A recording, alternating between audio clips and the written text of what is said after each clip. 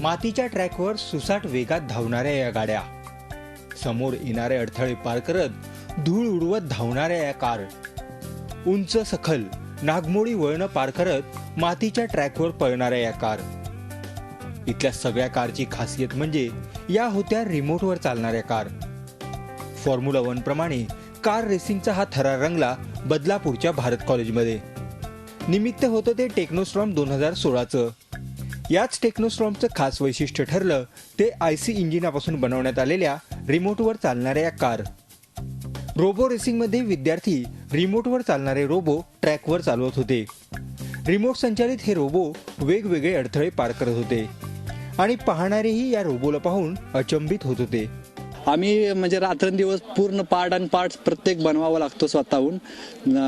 जर बाहेर मिळत नसेल तर स्वतः डिझाईन करून स्वतः बनवावा लागतो आणि म्हणजे खूपच मेहनत घ्यावी लागते याबद्दल.